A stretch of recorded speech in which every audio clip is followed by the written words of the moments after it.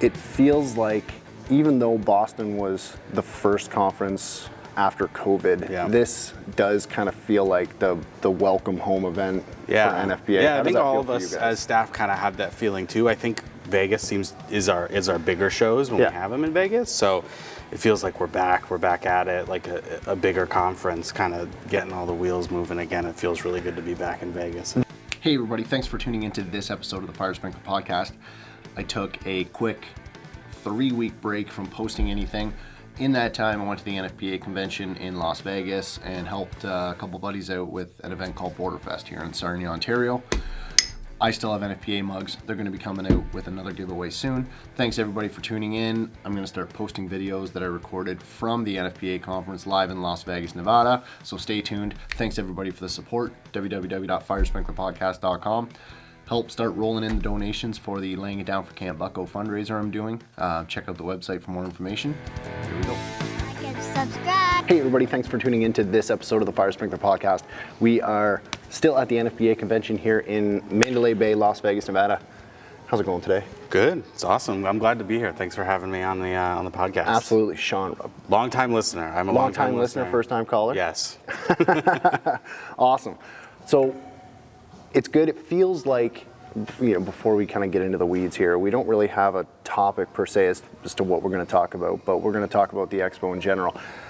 It feels like even though Boston was the first conference after COVID, this does kind of feel like the welcome home event for NFPA. Yeah, I think all of us as staff kind of have that feeling too. I think Vegas is our bigger shows when we have them in Vegas. So it feels like we're back at it, like a bigger conference, kind of getting all the wheels moving again. It feels really good to be back in Vegas. The opening, when the doors opened for the Expo yesterday, it was like a rush of people coming in there, and that felt good. It's such a good feeling to have everybody here, see everybody, just feel the passion, just talking to everybody. Everyone's so excited to be here. We're so excited to talk to everybody, get to meet our members and see how we can best help them, answer all their questions. It's awesome. I love it.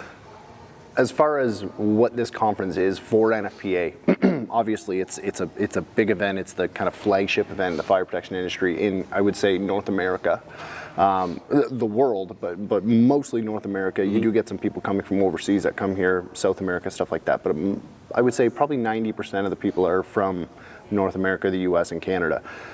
What does this event mean for NFPA to host an event and see the people come out and support it? We always refer to it as, and Jim Pauly, our CEO, president, always refers to this is our Super Bowl.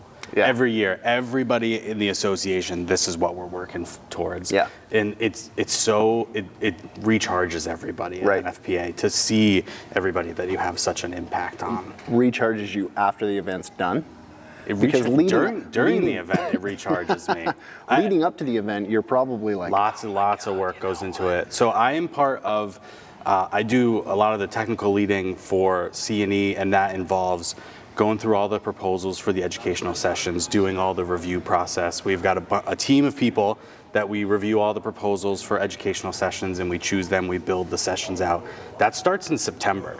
So literally from like September until now, like, we're going through proposals, we're building the educational sessions. We have over 120 educational sessions. So is your role with NFPA is to just pump this Expo? That's not my sole role, that's just one of the roles I play. Yeah. Okay. It's a decent amount of time that I put into that. Sure. And I take a lot of pride in being able to provide the best educational content for our stakeholders when they come to the conference. You can see that as soon as you get off the escalator floor, the amount of work that was involved with it, little things like the signage this way to the NFPA, and the branding as you get farther from the casino, excuse me, and closer to the Expo itself. You can see the amount of work, like all of these little things that somebody had to, okay, this is what we need here, this is what we need here. How far in advance do you guys get access to the venue? Like as far as like, when you guys decide, okay, we're coming to the Mandalay Bay, we need signage here, we need signage here, we need signage here. Do you guys get like a good tour prior? Yeah, I want to say I think at least a year in advance we'll tour the place, we'll see what areas we're going to get, and then we have a conference and meetings team that's one of their sole purposes is for organizing all of this, all the signage. We've got marketing and doing a lot of the signage and the wayfinding and things. And it's a year-round process. Yeah, absolutely. I've been working on the call for proposals for next year. It's already open. We're looking for proposals. So if you're listening to this podcast and you want to submit a proposal, you want to speak at CNE next year, submit a proposal. I would love to see what you have, and we'll consider it, and you might be selected to be a speaker for next year. Now, as far as type of presentations that are being presented this year as well as next year, what do you guys have, like a specific topic that you want spoke about, or is it just anything that's covered by NFPA can be proposed? Anything fire protection, life safety, electrical related. We have a big spotlight on public education where we have public educators will come in and learn how to best speak to the public and educate them. But we're open to everything. Fire protection systems, building life safety, electrical, wildfire, first responders. Right. If you have a topic you want to submit it. And the worst things that we'll say is no. A lot of the times, if something's not built up the best, then I might reach out to you and say, hey, do you want to add a little bit to this? And if it's something we're really interested in, we're going to pursue to help you build the best presentation that you can. What are, as far as topics for this year, what are your highlights that you see as being presented this year? Yeah, so two of the big things that came out when we were looking at the proposals was the sheer number of energy storage systems, lithium-ion batteries, because it touches a lot of our stakeholders. It's the electrical installation, it's the fire protection systems, it's the public education. Everybody's trying to figure out what to do with this. We had so many submittals. They said we can't just choose one or two. So we actually built a whole series, which is actually beginning today. It's 3 educational sessions and a panel discussion, all on intro to energy storage systems, talking about lithium-ion batteries, how do we best protect them, and then a panel discussion with AHJs and public educators and fire protection engineers talking about how do we deal with these batteries. Yeah, we're going to get more into the lithium-ion side of things a little bit tomorrow with Brian. Yes, but it's good to know that you guys, obviously, NFPA has always been on the forefront of fire protection when new hazards come out, identifying them, and kind of helping the public solve the issues that are coming up. Yeah. As far as the Expo floor is concerned, like I said, it was awesome to see it jam-packed with people.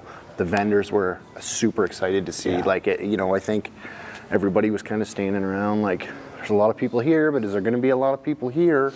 Yeah. And then when those doors open, you just kind of see everybody's shoulders go from this to, oh yeah, it's game time again. Yeah, our Expo floor is at basically 100% capacity this year. We sold all of our spots, which is awesome. That's really good. We'd love to see the manufacturers and everybody come out, and this is an opportunity for our stakeholders to learn about what's happening in the industry. Learn about new products and new solutions and things, and that's where a lot of that happens. And now, it's very exciting. Years and years ago, I know the NFPA Expo and Convention had a lot of firefighting stuff as well, and it's kind of moved away to the electrical, fire protection, life safety side.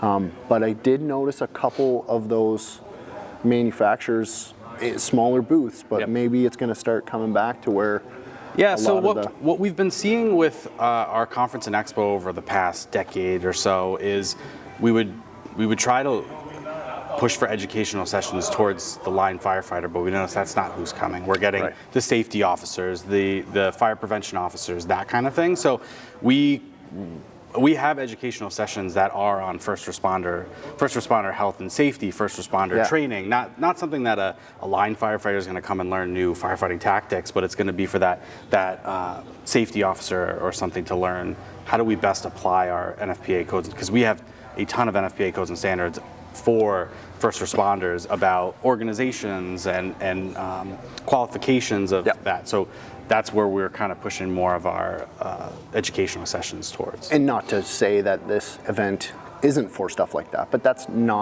you're not going to get firefighter operations on the fireground presentations going on here. I mean, it would be awesome to see a string of firefighters running lines through the hallways, but that's not what there are other events that are geared towards that's the thing. The stakeholder group for our conference is huge. It's so vast that we can't possibly have something that's for everybody, so we make it broad enough that everyone's going to find something that they're going to to be able to learn from. And, Yeah. and the line fight, we just weren't if we got enough of the line firefighters here, then Yeah. we would have sessions specifically on that, but it just was Next year, guys. Yeah. Let's come out. Come on out. We demand.